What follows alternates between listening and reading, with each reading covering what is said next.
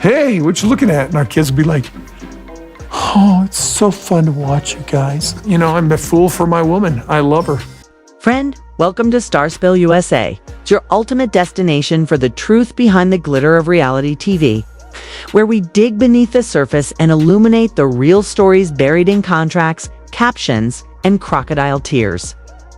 And today, you're in for something heavy, something raw, something that has Sister Wives fans reeling from coast to coast.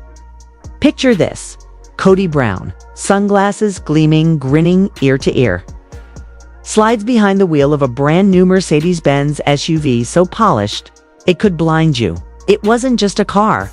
It was a declaration, a six-figure middle finger to the very women who spent decades juggling kids, emotions, and grocery bills while he paraded around with newfound luxury.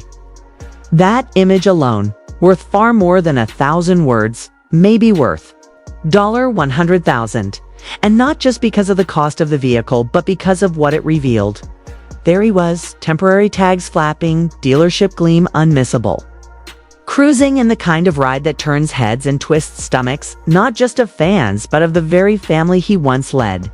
And the kicker: those who once called him husband and partner found out not through a call, a conversation, or even a condescending text. They found out the same way we all did from that image. Insiders claim the women were stunned. No warning, no whisper. Just Kody Brown plastered across social media and tabloids like he'd won the lottery. And maybe in some twisted way, he had. Because this wasn't just about status or aesthetics. This was about timing, hypocrisy, and the unbearable audacity of the man who once claimed financial strain, only to turn around and drop a down payment on a status symbol vehicle. Allegedly, right after driving off the lot within 30 minutes. According to one source, he sent a message to Christine and Janelle that read, "No liquid funds right now." Let that sink in. The ink on the receipt wasn't even dry, and he was already deflecting financial responsibility. And this wasn't about luxury or excess for the women. These were conversations about real needs: mortgages, tuition, medical expenses, groceries. So when that image surfaced, it didn't spark envy, it ignited fury. Christine, sources say, didn't scream or shout. She didn't even respond to the group chat. But those close to her say she took action. Like a woman on a mission, she allegedly zoomed in on the photo, jotted down the license plate, and ran the tags. What she found, then tied to a brand new vehicle purchase made that morning. This wasn't some lease, not a used car on special, not a gift or a loaner. This was a shiny new acquisition with Kody's name on the paperwork. And Christine, who has been quietly keeping detailed financial notes since the divorce, finally saw the pattern she feared most. Oh. Decades of shared struggle had ended with a one-man spending spree. Oh. And so Christine began drafting something powerful, an open letter, not for vengeance, but for accountability. Inside, according to those close to her, are receipts. Not just bank transfers and invoices, but text messages, screenshots, canceled payments. It allegedly outlines a timeline of Kody refusing to help with Isabel's medical bills, even as new tech gadgets, expensive clothes, and lavish vacations popped up on his accounts. But Christine wasn't alone. Janelle, our quiet storm, was on her own investigative path. Sources say she accessed an old PayPal account once used for family-related projects and found something deeply unsettling. In the days before the Mercedes appeared, multiple withdrawals showed up, each under $9,000. Each labeled with vague descriptions like consulting and contractor. The total, just enough to cover a down payment on a luxury SUV. These transactions allegedly came from accounts Kody had previously claimed were frozen. So Janelle did what needed to be done. One night, without warning, she picked up the phone and called Kody directly. The conversation, according to insiders, was cold, clipped, and final. And by the end, Janelle had reached a painful realization. Kody never intended to stop spending. He just stopped spending on them. That phone call marked a turning point. Janelle, like Christine, pulled out her old financial binders the same. Ones she used when the family still felt like a unit. Back when they shared everything. There, in her own handwriting, highlighted in desperate yellow, were notes from the time Cody told her he couldn't help with Savannah's college savings. 2 years of quiet struggle, hand-me-down budgeting, and watching Cody publicly lament his lack of funds only to find out he was spending behind their backs. Labeling personal expenses as production costs for a reality show crumbling under the weight of his lies. And let's not forget Meri. Unlike the others, Meri remained tethered to Cody financially through their shared first aids, P&B in Utah, and leftover paperwork from family land investments.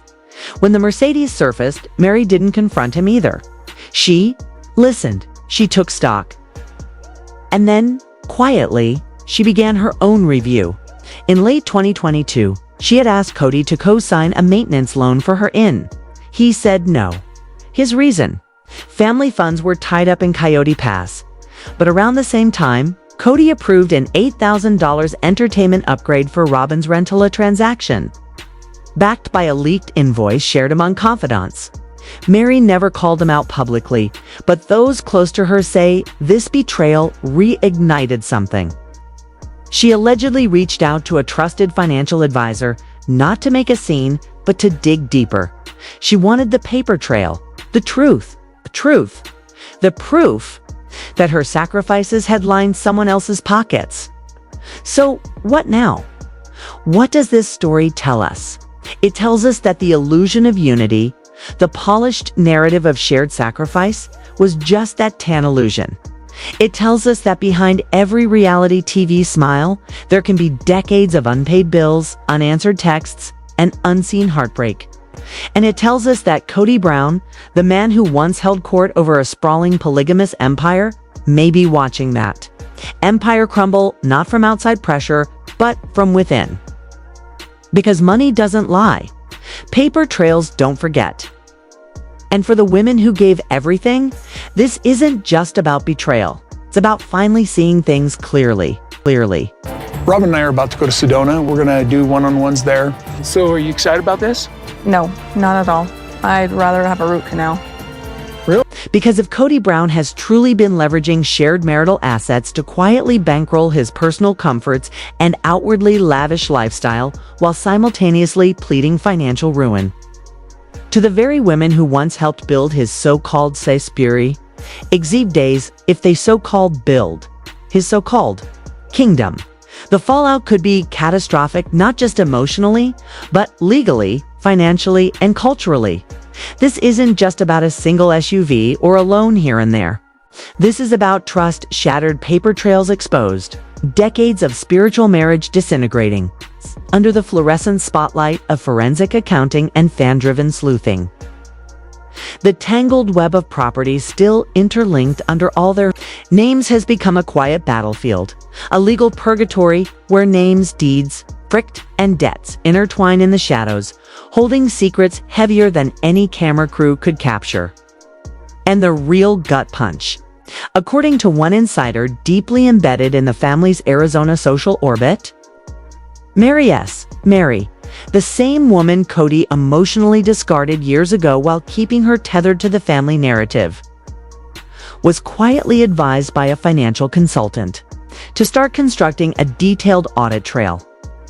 The alleged conversation was firm, cutting through the years of gaslighting with one surgical phrase: it doesn't matter what the show says. What matters is what the bank says. And the banks don't lie. That sentence reportedly jolted Meri into action.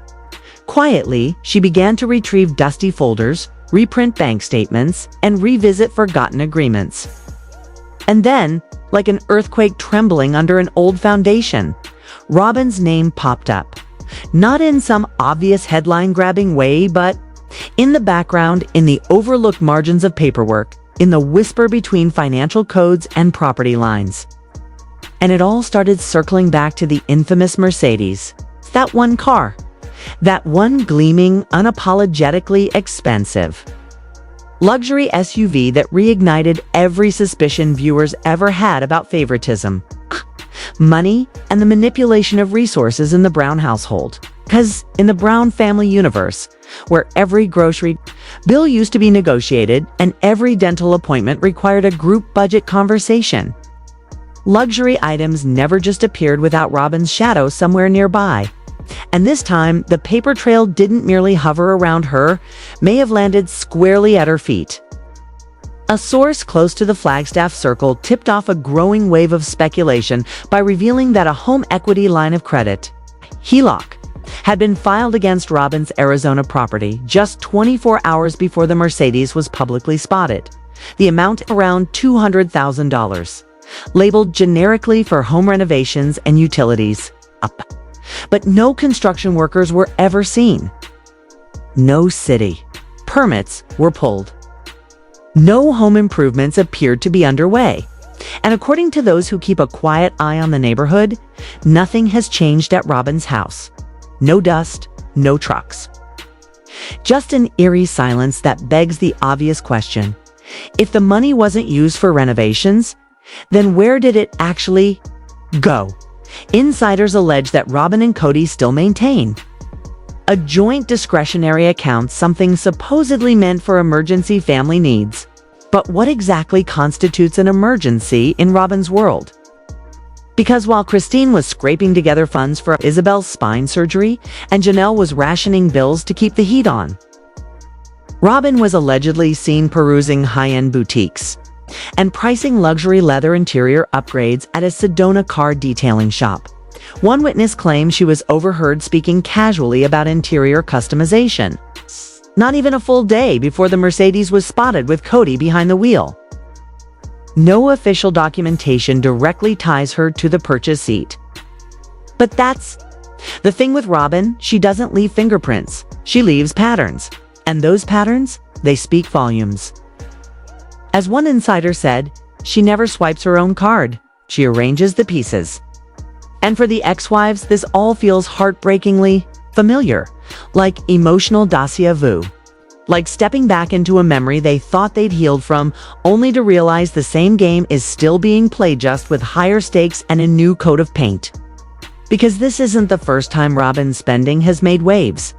Longtime fans remember the nanny debacle. They remember the eyebrow-raising doll collection said to be worth tens of thousands. They remember how her financial footprint consistently towered over the others. But this isn't just another shopping spree.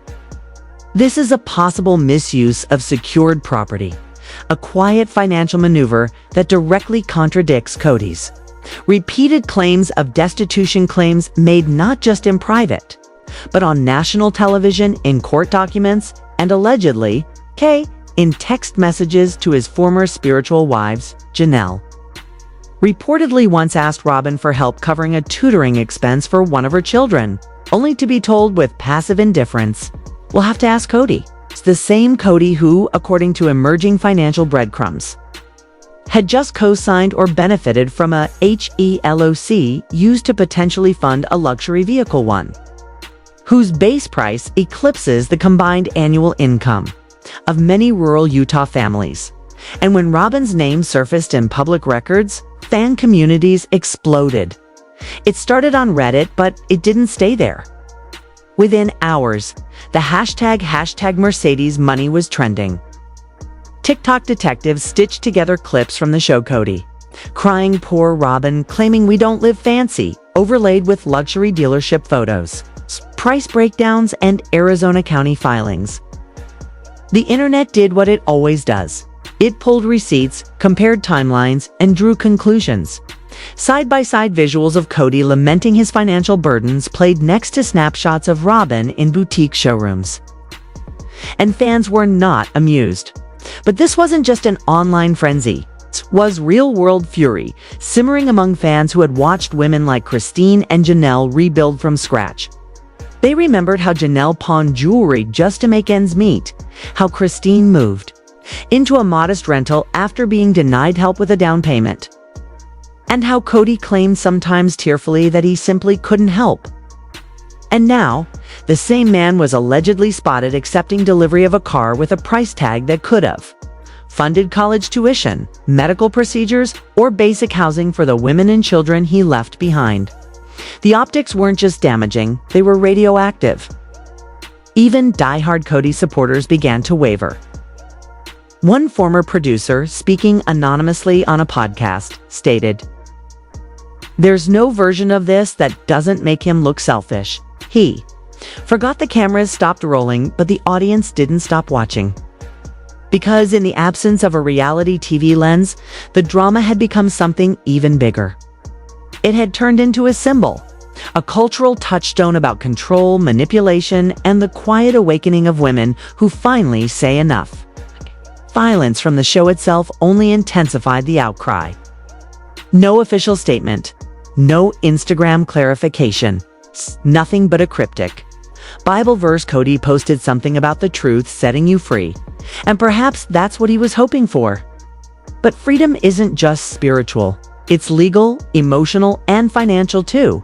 And Christine, she wasn't about to let the narrative rest. Sources suggest she's collaborating on a limited series podcast that will finally break down her post-divorce reality, including never before heard details about finances, Kody's alleged spending, and the emotional cost of staying silent for the sake of the family brand. Meanwhile, Janelle, always calm, always measured, has reportedly retained a respected family law attorney with experience in complex asset divisions and real estate audits. She isn't just angry anymore, she's prepared, she's methodical, and most importantly, she's done playing polite, 'cause that Mercedes wasn't just a car. It was a signal, a glowing metallic symbol of what Kody truly valued. And for the women who once believed in the dream of plural marriage, who raised children and built homes and supported Kody's empire while sacrificing their own needs, it was a cruel reminder that loyalty had not been reciprocated, that while they were budgeting groceries and holding garage sales, Kody and Robyn were allegedly leveraging property for private luxuries, hiding financial movements under layers of legal fog and marital ambiguity. And as more documents continue to surface and fan investigators dig deeper, the excuses that once propped up Kody's version of events are crumbling fast. Because emotionally, manipulation doesn't hold up in court. Spiritual marriage doesn't supersede legal ownership. And crocodile tears on camera don't change what's on a bank statement. This isn't just a scandal, it's a reckoning. A peeling back of layers once protected by religion, narrative, control, and decades of silence. And for the first time, the women aren't just walking away. They're walking forward with receipts. It does, and people are going to, if you have hippie paradise, it does, yes, it could be a marijuana plantation, and it's not. They're not going to be planting. If Kody Brown thought he could spin this story into another sympathetic tale of misunderstood patriarchal leadership, if he thought a few clever sound bites on a niche podcast and vague allusions to production requirements could distract from the rising wave of financial outrage, then he truly underestimated just how deafening the backlash had become, not just online, but in court whispers, media circles, and inside the private group chats of his own ex-wives, who for once were reportedly done biting their tongues, in what many now view as a desperate attempt to explain away the controversial Mercedes purchase. Kody allegedly told a small podcast audience that the vehicle was not for personal use, but rather a production vehicle, tossing around vague claims that TLC required a reliable, safe car for transporting crew and gear during remote filming shoots. But the minute that justification left his mouth, fan skepticism turned into collective fury. Because the receipts, they were coming. Leaked registration details quickly surfaced online, showing the vehicle was titled solely under Kody W. Brown, with a Flagstaff residential address listed as the official parking location. No mention of TLC, no evidence of a lease agreement, no indication of a business asset or production write-off, just a full, unambiguous purchase registered under Kody's name. And to make matters worse, a dealership employee came forward, speaking under condition of anonymity, and what they described wasn't exactly a corporate fleet acquisition. According to the insider, Kody arrived solo. No film crew in tow. No paperwork from any production company and absolutely no network oversight. Instead, he reportedly sauntered in with a swagger. Joked about needing something that made him look more like a boss, and even tried to haggle the price down by name-dropping the show, allegedly offering to sign a photo for the dealership. While in exchange for a celebrity discount, the dealership declined. He paid retail, quote, and that detail alone detonated a firestorm. Because if Kody truly dropped 6 figures on a luxury vehicle while dodging basic financial responsibilities to the mothers of his children, it wasn't just tone deaf, it was damning. Christine, who's been long praised for her measured silence and dignity during divorce proceedings, allegedly called it what it was: emotional abandonment backed by a debit card. And that sentiment rippled across platforms. Fans began calling it a textbook case of image over integrity, because a Mercedes isn't just a car in this context, it's a statement. A gleaming, leather-lined monument to self-importance. A metaphor on wheels. One that screamed, "I made it," even as the women who raised his children, built his homes, supported his career, and tolerated his favoritism were left scrambling to pay bills and refinance hopes. Robyn, meanwhile, remained eerily silent. No Instagram post, no carefully worded denial. Not even a subtle deflection through social media prayer circles, just digital silence. And for the women who know her best, that silence spoke volumes, especially to Janelle, whose sources claim has been meticulously documenting every dollar she's owed down to the cent, from unpaid reimbursements to deferred maintenance on shared property to vague family business expenses that somehow always benefited Robyn's household disproportionately. And according to those close to her, she may be preparing to file something formal, not for vengeance, but for fairness. Because after all these years, after splitting groceries while someone else dined on luxury, Janelle is done accepting scraps while others drive off with the whole meal. And just when it felt like the fire couldn't burn hotter, it did. Because once lawyers get involved, everything changes. And insiders now confirm that's precisely where this saga is headed. What began as whispers of discontent has evolved into formal consultations with attorneys, with Christine and Janelle both allegedly reviewing years of shared property agreements, especially those tied to Kody Pass, that cursed patch of Arizona soil once marketed as the Brown family's future. Now, that land has become the site of financial excavation.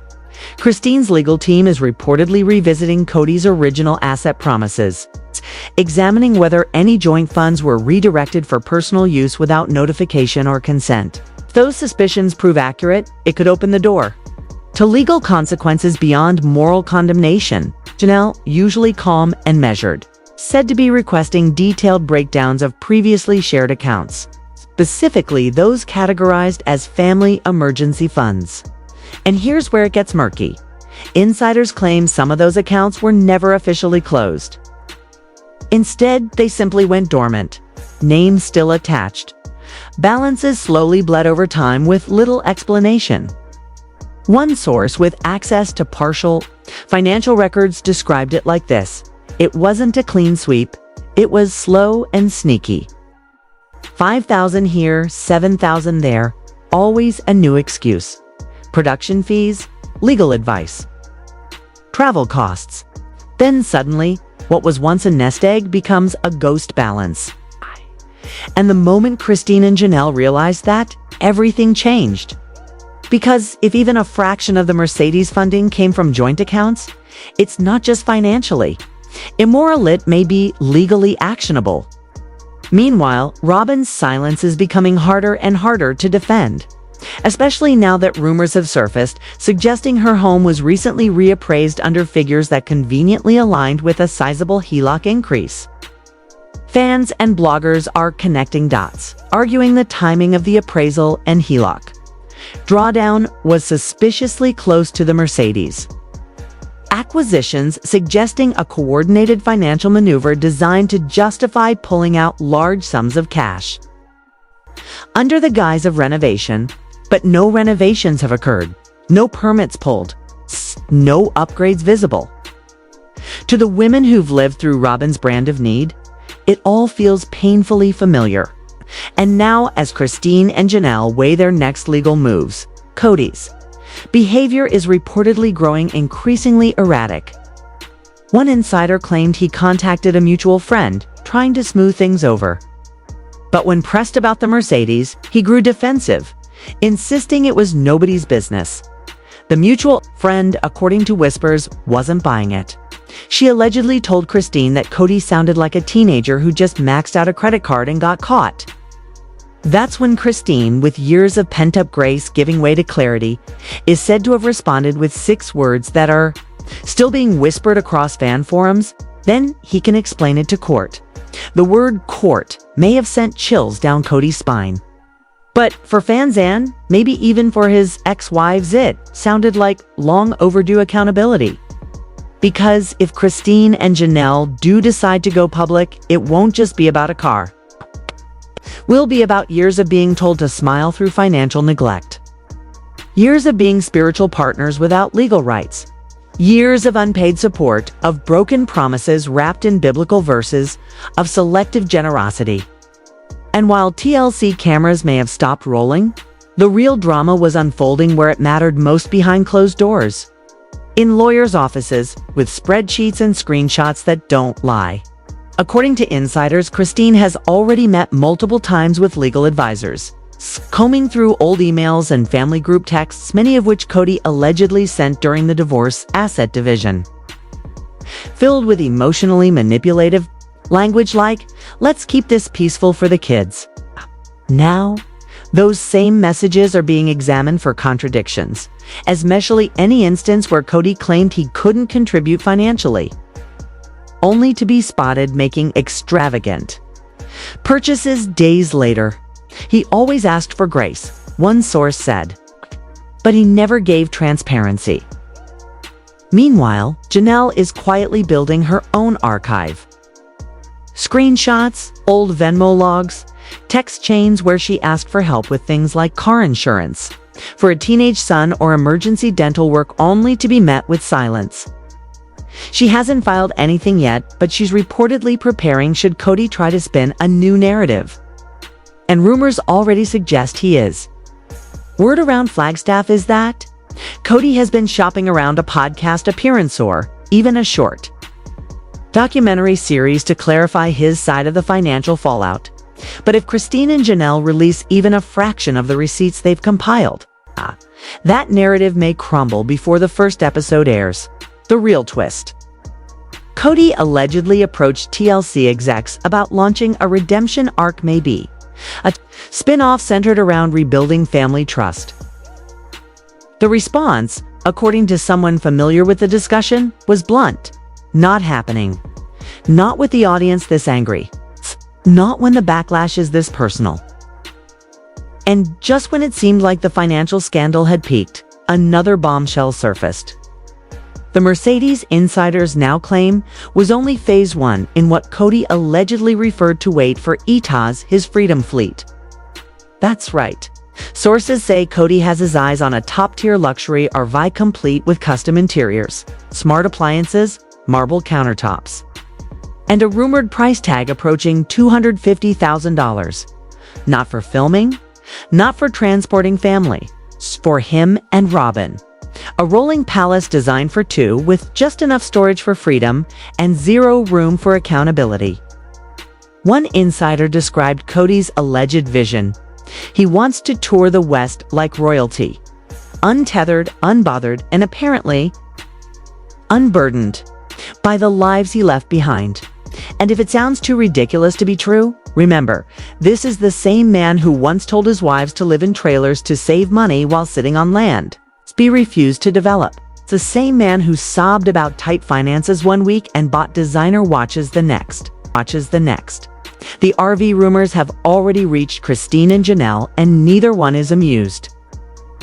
One legal source claimed Janelle's attorney is preparing a formal asset misrepresentation inquiry just in case that RV materializes before their property. claims are settled. Because this isn't about jealousy or pettiness, it's about principle. These women sacrificed their financial futures to keep a family together. They built a name, raised kids, stretched budgets, and watched someone else enjoy the spotlight. Now, the man they once called husband is allegedly more invested in horsepower than healing. And if the RV hits the road, sources say it may be the last straw, a moment that turns discontent into courtroom war. So the question fans are now asking is no longer if Kody was careless, but how long he's been playing this game. Were the luxury purchases calculated from the beginning? Is this just a man spiraling now that he no longer controls the narrative, or the women who once orbited around him? And if Christine and Janelle truly go public with what they've uncovered, will TLC finally allow their unfiltered story to be told? Because the time for silence is over. The receipts are ready. The women are done waiting. And for those watching, this saga unfolds in real time. One truth is undeniable. This isn't just a family imploding, it's a reckoning. For more dramatic deep dives into this unfolding fallout, keep following StarSpill USA because we're just getting started.